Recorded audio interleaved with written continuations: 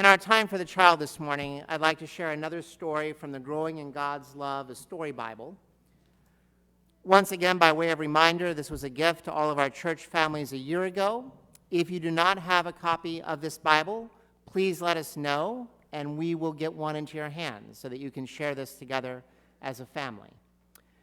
Today's story is on pages 174 to 175 of the Growing in God's Love Bible. This is called How Close is God? Snuggle up, get real close. Did anyone ever say that to you? It feels good to be close, especially when it's really cold or dark.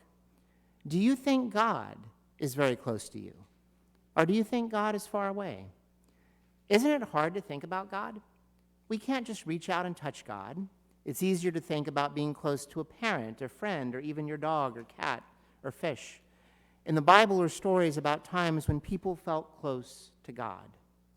God is very close when you see a rainbow.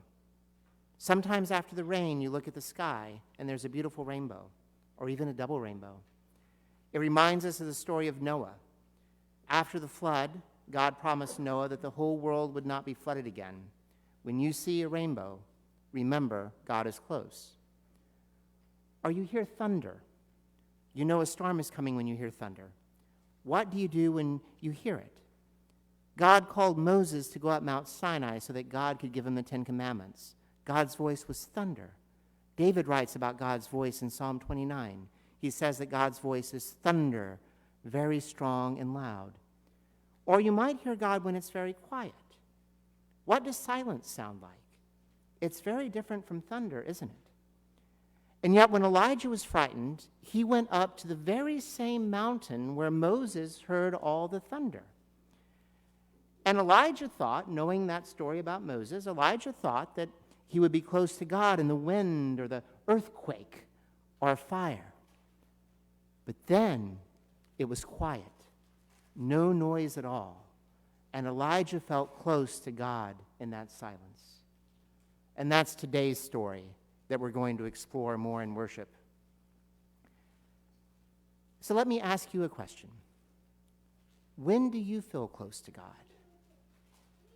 Rainbow, thunder, silence. And sometime later today or later this week, see if you and your family can find a quiet space. Listen for God's voice speaking to you. And let's close with a brief moment of silent prayer. Gracious God, teach us to listen for you in the silence.